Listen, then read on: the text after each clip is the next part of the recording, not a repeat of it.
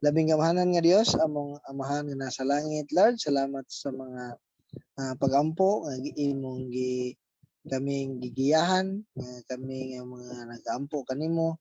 Lord, ang imong balang espiritu nagauban. Salamat kayo. Salamat sa imong pag-andam sa mga katubagan, Ginoo.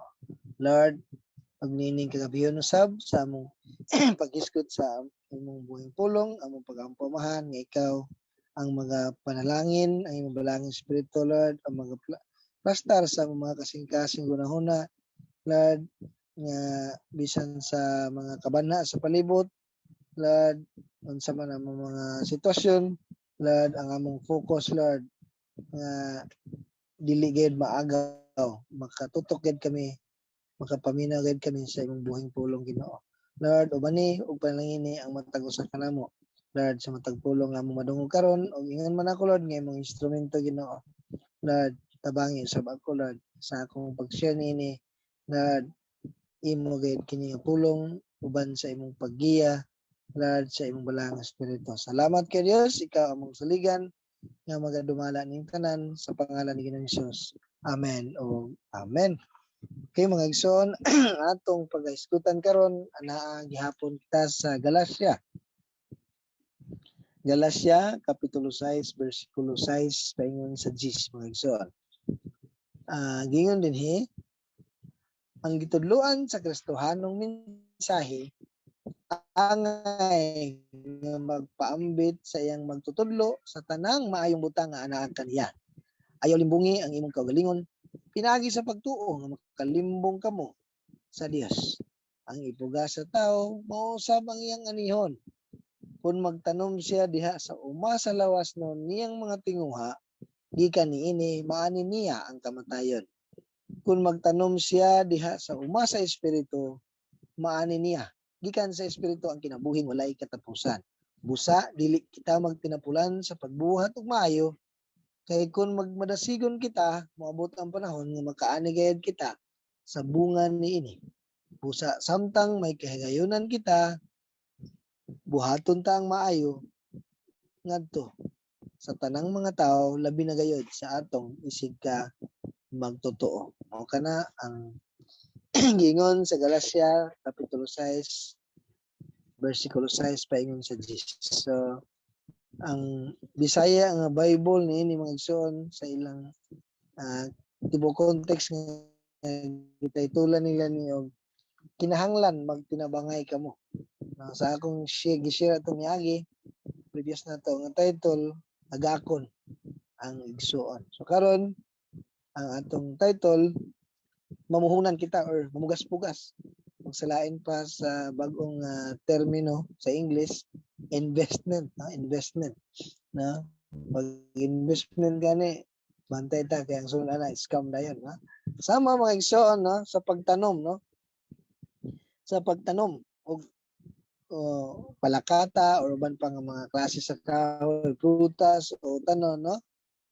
Nagatanom kita kay nagahulat kita sa umaabot, no. Pag-abot sa panahon, sa hingkod ng kahoy, no, pwede na itukod og balay, pwede na ibaligya, no, or prutas, mamunga daghan, sige na lang nag-harvest, no. Mao po sa negosyo, no, mamuhunan, no. Ang ginansya pohon, no, mauswag ang imong negosyo, no. Pero kung magtanom ka og dili maayo, no, example, magtanom ka og marijuana, no? So dako ginansya pero delikado.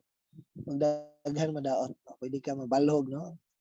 Ang ang kadlubana sa gobyerno kay walay piyansa, no? Sa example nga to na mga igsoon, no, sa gi-illustrate nga mamuhunan, no? Investment, no? So kanato mga igsoon, no, nga walay exempted niini nga kitang tanan mga Kristohanon naagi na, no, muhatag kita tanan ta nga gitudluan sa Kristohanong mensahe, no, giawhag ta, gisultihan ta nga ngayon ta mo paambit labi na gayon sa atong mga magtutudlo sa tanang maayong butang nga naa kanato. Kita tinun-an niagi mo kita tanan tinun-an, no, tabangan o tagaan nato ang magtutudlo. Ang magtutudlo nga matinud-anon nga nagtudlo sa kamatuoran spiritually, no? Sa adunay pag tinabangay labi na gayud sa spiritual ang context nini, no? Spiritual father or mother ang nagsangyaw, no? Ang nagtuman sa sugo sa Dios ni sabuag ng balita, ang nagmatuto sa mga Kristohanon, nagtudlo sa espirituhanong gawi, no? Sa mo kana mga igsoon, no? Kung ato kanang buhaton kana nakatuman ta sa sugo sa Ginoo nga magigugmaay kamo labi na kamong mga tinun-an, kamong mga nag-ilas, nagtuo, nagsunod kang Kristo Jesus, no? Ayon sa pulong sa Ginoo, mailhan kamo nga kamo ako mga tinun-an kun kamo maghigugmaay, no? Respeto, maayong pagtagad, no? Pag-abi-abi, pag-atiman, paghatag usab, no? Kay lagi, no? Dako kayog natabang kanato, no? Ang ato mga spiritual nga ginikanan nga kita magiyahan ngadto sa Dios. Sila ang gigamit aron ta masangyawan, aron ta maluwas ug aron ta motubo diha sa relasyon sa Ginoo. Di mo sa ingon nga namuiboy man ni siya kay nakautang magkabut-on, no? Kun dili gusto sa Dios nga tinabangay o labaw nga tabangan ang iyang mga alagad nga matinud-anon kung kini anaa gayud sa panginahanglan, no? Kaya ang mga alagad sa Ginoo kung sila matinud-anon, no? Ang gihatag sa ila pa nang itabang sa uban, no? So yana ka ang tinuod nga matinud-anon nga mga alagad, no? Kung mao man ginay kinaiya po sa Dios nga tabangan, tinabangay, tagaan, no? Ang Hebreo 6:10, ang Dios makiangayon, di siya malimot sa inyong nabuhat o sa inyong pagigugma kaniya nga inyong gipakita diha sa pagtabang ug sa pagpadayon sa pagtabang sa inyong isig ka Kristohanon. Kung mahimo o mapugngan, iwasan gayud ang pagpanglibak o daoton ang mga alagad sa Dios. Wa pa kay ihatabang, hindi mo pag yung gidaot, no? Sa tabo sa imbes nga gidaot nimo or gitunglo, gibalikas, no? Pwede mo sumbalik kanimo, no? Pwede mo sumbalik. Muna nitabo ni Miriam, no? Sa diyang ilang gilibak si Moses nga alagad sa Ginoo.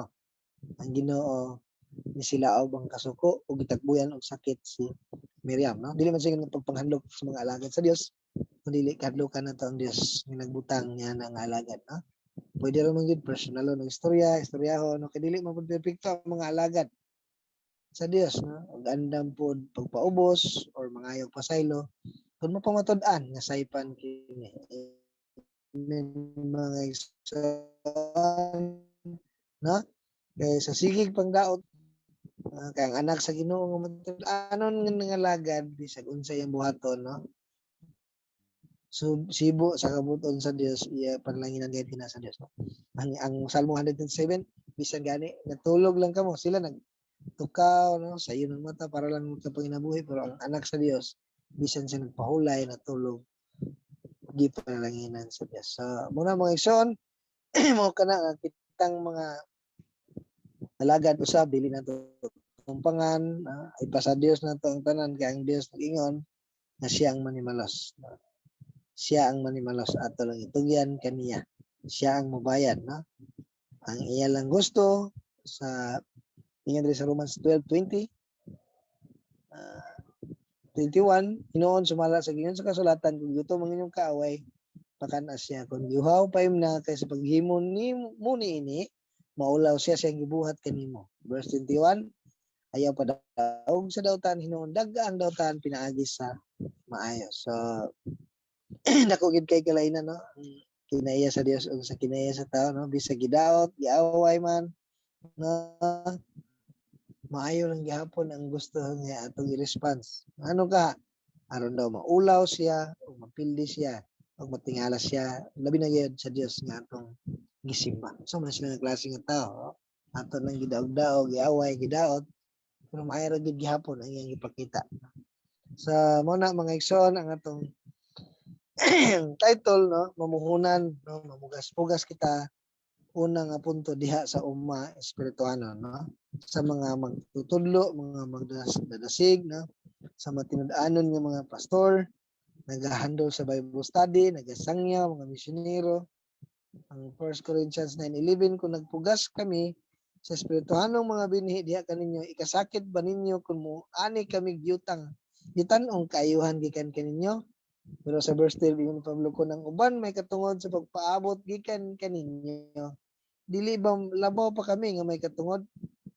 Apan wala namo pahimusli ang maong katungod. Giantos Ginoo namo ang tanan aron walay makababag sa pagsangyaw sa maayong balita mahitungod kang Kristo. Busa unsa may suhol nga mapaabot ko, mao kini ang pribilehiyo sa pagwalis sa maayong balita sa walay pagpabayad niini, sa walay pagpahimulos sa hingpit sa akong mga katungod ingon nga naghago alang sa maayong balita. So, naagayoy na kung pugas kita sa espirituhanon, aduna gayoy maaning yutan-on usab, no? Na gayoy itabang usab, balik, no? Balik kay ikaw nga gitabangan naa gayon pud ang balik sa nagtabang kanimo apan himuha kini sa kinasing-kasing, no? Himuha kini sa kasing-kasing kay dili pud ingon nga kay nagtabang ang mga alagad sa Ginoo, himuon na dayon balaod nga kinahanglan, no? Himuon nga si tawag anak compulsory, no? Si Pablo miingon wala na ko himuha kana nga katungod, no? Kung dili na naningkamot siya nga dili madaot, no? Ang iyang pagdala sa mga balita. Ang 3 John 1 chapter 1 verse 6 to 8, nagbalita sila tubangan sa simbahan diri mahitungod sa imong gugma, tabangi intawon sila sa paagi makapahimot sa Dios aron makapadayon sa ilang panaw. Kang tuyo sa ilang pagpanaw mao man ang pag-alagad kang Kristo, wala sila modawat og hinabang gikan sa dili magtotoo. Busa kinahanglan nga tabangan ta sila aron makaambit kita sa ilang buhat alang sa kamatuoran. So ang imong paghatag alang sa mga alagad, na usa kana siya kapag ambit sa ilang buluhatan. Ang kalampusan dili lang sa mga alagad sa Dios nga aktual gid nga nagalihok, na bisan ang mga volunteers nga nagtabang, nag-abi-abi, nagampo, apil kana sa angayang pasalamatan kay kana sila gigamit usab sa Dios. No? So mamugas kita sa espirituhanon, no? Aron makaani sa kinabuhing walay katapusan, no? 1 John 2:17, si ang nagbuhat sa kabuton sa Dios magpabiling buhi hangtod sa kahangturan, no? Aron moani sa kinabuhing walay katapusan, daghang pangkalag ang matabangan o kana katumanan sa sugo ni Kristo. No? Ako mga isang personally, no? Sa akong naabot karon, no? Wala ko gid magdahom. Ako sa akong asawa, posible kayo nga, dyan rin yung pastor, no? Ako mga igso, no? Dili siya, namang guy, ginasiran ako sa una, gusto rin siya nga makabalo. Yun sa akin mo na, kuya, pag share sa pulong sa Ginoo, magbasa na kagamay, daghan nagiging masulti. Sa na, kuya, kung grabe siya ang proseso sa Ginoo, kay pila ka tuig siya, kung pag apil-apil sa mga buluhaton, activities sa simbahan, no? Wala ni nakuha na ako sa diretso, no? Mga igsoon, no? Lahi, no? Daghang magtutudlo ang miagi ka na ako sa atong text na gibasa ganiha, no? Nga ang mga kastahan ngayon nga magpaambit sa ilang mga magtutudlo, no? Kung daghan kay magtutudlo nga niagi ka na ako, lahi ang nagsangyaw sa ako, lahi ang nagdasig sa ako, lahi ang nagwali kada Sunday nga ako mapaminawan, lahi ang naghandle sa discipleship training, lahi ang nag-Bible study, lahi ang akong giapilan sa mga Bible school, no? Ug daghan pa mga igsoon. So sigurado ka nga matabangan ako sila tanan o financial, no? Dili man ako sila matabangan tanan mga igsoon financial o ubang butang, pero diha sa ubang aspeto, labi na sa pag-ampo o respeto, paabi-abi kung ana makaanhi man sila, no? O labaw sa tanan ang ilang kalipay kung magpaambit usab ako sa testimony sa kamayo sa Ginoo sa akong kinabuhi, no? Kana dako gyud ng kalipay nga nagbunga ang paggamit nila sa ilang mga kinabuhi. Amen mga igsoon. So mausap po na akong bation, no? Kung kamo no nga nagapaminaw o mga kaigsunan dito sa Mambuaya o sa Tingnan-Puluan, no? Usap ka na sa akong bation, no? Wala man sila natabang financial o ban pa na apan ang pag-ampo dako kay nagnatabang o kanang mga testimony sa kinabuhi sa kamaayo sa Ginoo, no? Nga kita mo nahimong gigamit sa Ginoo alang sa ilang kasiguruhan sa kaluwasan, sa ilang kausaban, sa ilang mga kinaya, no? Na kana pod, no? Ang atong ikalipay nga kita nga mga alagad, no? Verse 7, ayaw limbungi ang inyong kagulingon pinagi sa pagtuo nga makalimbong kamo sa Dios. Ang ipuga sa tao, mausab ang iyang anihon. So dili maskam o mapiki ang Ginoo, no? Kay sa Dios walay butang nga matago, ang tanan dayag kaniya, no? Ang sa Hebreo 4:13, makita sa mata o kitang tanan manghatag kaniyang husay sa atong atubangan. So dayag niya tanan bisan ang sunod nato mga lakang nang munang lisod kaayo sa pagpakasala kung itanom nato sa atong una nga kanunay ang Dios nagtan-aw na siya kanunay dayag sa Dios ang atong mga gibuhat o sa atong gibuhat usab sa atong isig katawo labi na sa iyang mga alagad. Nagpakabana ba kita mga igsoon or kunuhay lang nag-concern, no? Kung nagpugas tag maayo kabalota nga ang Dios nga tinubdan sa tanang maayong butang, no? Ang Santiago 1:17, ang tanang maayog hingpit ng mga gasa nagikan sa langit, gikan kini sa Dios nga may nagbuhat sa mga kahayag diha sa langit. Dili gid siya mausab o magpakitag landong sa pagkausab. So anang Dios na siya ang source sa tanang maayo. O ganiya sa tong gibasa sa Hebreo 6:10, dili siya malimot. So siya gayud mas motabang sa mga maayong butang. So muna mga igsoon, mamuhunan ta diha sa uma sa espirituhanon o sa ikaduhang punto dili sa uma sa lawas nun kay makaani gid kini sa kamatayon. Dili tutugutan nga atong lawas ng tinguha ang modominar og ma-invest kay moani kini sa kaalautan. Verse 1:2-15-17, ayaw ninyo higugma ang kalibutan ug bisag unsa nga iya sa kalibutan kung higugmaon ninyo ang kalibutan wala ka mahigugma sa amahan kay tanang butang nga iya sa kalibutan ang unudnong kahidlaw ang tanang gikaibgan sa mga matawag ang tanang gipasigarbo sa tao dili kinaiya sa amahan kun dili iya sa kalibutan. Ang kalibutan ug ang tanan nga anaa niini nga gikaibgan sa mga tao mga hanaw apan ang nagbuhat sa kabuoton sa Dios magpabiling buhi hangtod sa kahangturan. Muna mga sunod ng kahidlaw tanang gikaibgan sa mga mata gipasigarbo sa tao dili ka na iya sa Dios amahan mga hanaw kana. Ang Galacia 5:21, dapit sa katapusan walay dapit sa gingharian Dios. Walay bisan gamay na lang nga lugar nga didto ta tao nga nagkinabuhi nga nanganugon kay alang sa ilang espiritual nga katagbawan. Ang Revelation 21:8 itambog sa linaw nga kalayo nga mao ang kaduhang kamatayon. Una ang tawhanon. Verse 8, apan ang mga talawan, mga wala magtuwa, mga malaway, mga mamumuno, mga magkahilawason, mga salamingkiro, ang mga nagsimbang mga Diyos ug tanang bakakon itambugay sa linaw kalayo nga sobre nga mao ang kamatayon. So, una ang sa lawas nun, no? Sa karon naklaro na to, mag-invest pa ba ta, mamuhunan pa ba ta alang sa atong mga tinguha lawas nun, no? Bisan nga kaalautan ang dangatan, no? Kung dili kita mutabang kanila nga mga alagad, no? Nga alagad sa Dios ug sa atong isig katamara nga nagpugas kitag sakop, nagpugas kitag tawhanon, no? Namuhunan kitag tawhanon, no? Muna ang mahimong resulta kaalautan ang dangatan. Apan kung mag-imbesta para sa Dios, sigurado gayud ang may resulta niya ana mga igsoon. Amen ba? Mutuo ba kang muna ana? Amen mga igsoon. Sa mamuhunan kita diha sa uma sa espirituhanon dili sa uma sa lawas nun o sa katulong nga punto magmadasigon kita sa pag-invest sa mga maayo nga buhat, no? Kay makaani gayud kini sa maayong bunga. Ngayon sa verse 6, magpaambit sa tanang maayo. Verse 9, dili magtinapol, dili magdumili or manganugon. Sayang ba oy, no? Walay masayang sa Ginoo, counted tanan sa iya. Sigurado ang ginansya. Ayaw lang po nga nabuhaton ako ni para na ako'y ma-receive, no? Dili na kabalota nga ang Ginoo nasayod so unsay angayan niya ihatag kanato, no? Dugay man, no?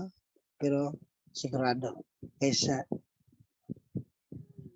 pasaligan ka nga naadayon pero wala di ay or patilawon kag una pero wala di mo na scam mga igsoon, no? Kung magmanasigon kita, moabot ang panahon nga makaanigid kita sa bunga niini. Sa itong ibasa kaniya sa verse 9, no?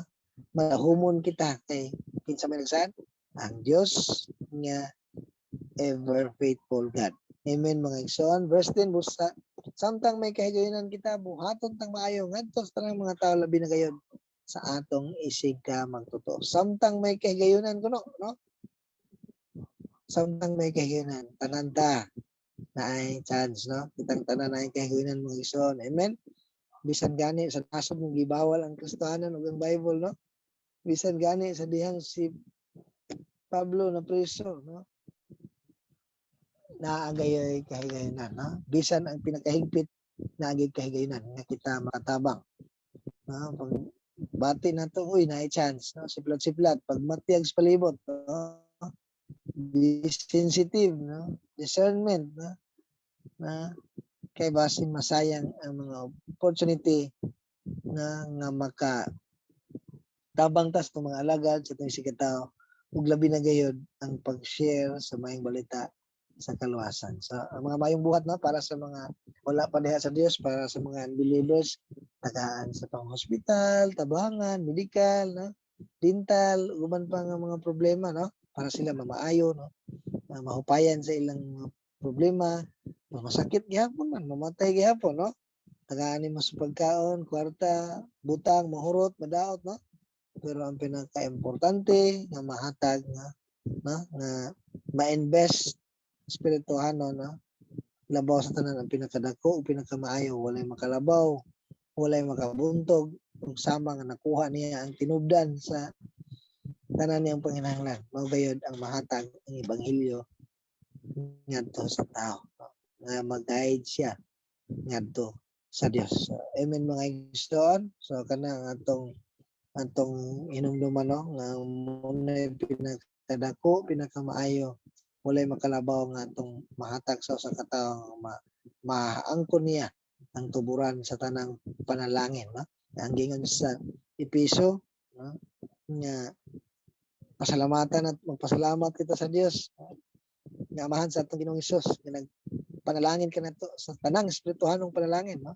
Si Ginoong Hesus ang tinubdan aron maangkon ang tanang espirituhanong panalangin. So, alang sa mga kastuhanong nangalagad, no, nga tinudanon tabangan, suportahan sa buluhaton, dasigon, yayungan, no, sigurado nga malipay ang Dios, dili siya mapungan sa pagpanalangin usab kanato. Ikaduhang Korinto 9 sa sa 15 timaning ang nagpugas og jutay mag-ani jutay apan ang nagpugas og daghan mag-ani daghan. Usa kinahanglan nga maghatag ang matag usa sumala sa iyang gusto ug dili magsubo magunahuna nga gipugos siya. Kaya ang Dios nahigugma sa malipayong naghatag. Ug ang Dios makahimo pagbubo sa tanang grasya nga na kaninyo aron kahatagan ug katagbawan ang tanan ninyong panginahanglan ug makahatag kamo nga madagayaon gayon. Madagayaon alang sa tanang maayong buhat, no? So kung ang malakay size G's abrihan ko ang langit ug ibubo, no? Ang panalangin same ra pud siya aning sa verse 8, no? Makahimo sa pagbubo sa tanang grasya nga na kanimo. Ang katag-hatagan kamo katagbawan, grabe ng mga word ang gigamit.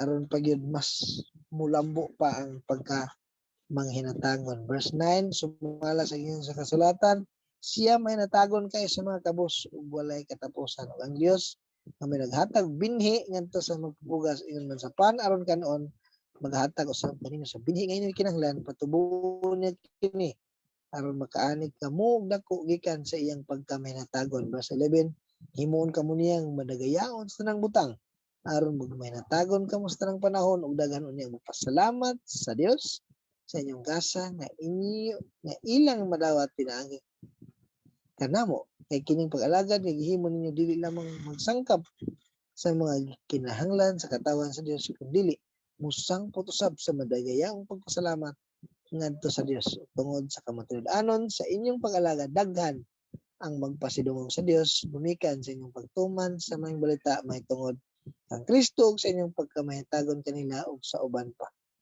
Verse 15, busa ban sa dagong paghigugma mag-ampo sila alang kaninyo tungod sa talaong tagsaong grasya nga gipakita sa Dios kaninyo. Pasalamaton nato ang Dios ining bililhon kaayong gasa makaayong kita. Wow, grabe ang mensahe sa Ginoo may tungod sa giving, no? Siya ang naghatag sa binhi pan sa alang kanon sa iyang gitagaan sa binhi siya ang nag-provide dahil iya pagin ng patubuon so siya gitanan na sa ang 1 Timothy 5:17 di ba ang mga pangulo sa simbahan nga maayong motiman sa ilang pangatungdanan sa ato pa matinud-anon ang ngay ilhon nga takos sa dubli nga suhol labi na kadtong naghago gayud sa pagwali ug pagtudlo sa English dili man gud Bisaya suhol pero dito sa English worthy of double honor, no? Sa pagbuhat niya na nga walang sa atong paghatag no walang hinihinging kapalit no walay pagpaningil sa Dios no kay kabalutang ang Dios maalamon kabalo siya kanus niya ipaabot ang panalangin nga iyang bobo kanato siya maluluyon dili malimot ug dili niya kawangon ang atong mga gibuhat. Amen mga igsoon. Sa padayon ta 1 Corinthians 58 gidasig ta matindog tang lig-on dili matarog pagkugi kanunay sa pag-alagad kay nasayod kita ang atong labor dili gayud makawa na atong pag-alagad dili gayud makawa so kining prayer meeting no nakausab kini nga paghatag tabang ngadto sa mga nanginahanglan labi na sa buluhaton sa Dios. Amen mga igsoon atong giampo di ba ang mga panginahanglan mga kaayuhan mga kalambuan di ba? Ang ministries, mga outreaches, so dako kining tabang nga atong gihatag kining prayer meeting. So atong challenge mga igsoon magpaambitas ta ng maayo, dili ta magtinapulan buhat og maayo, buhaton ng maayo sa tanang tao. Physical, spiritual, emotional, tanang paagi nga makatabang. Tanang tao nga kay nagbong tabangonon no. Pero amping pod nga dili sad ta maabusaran no.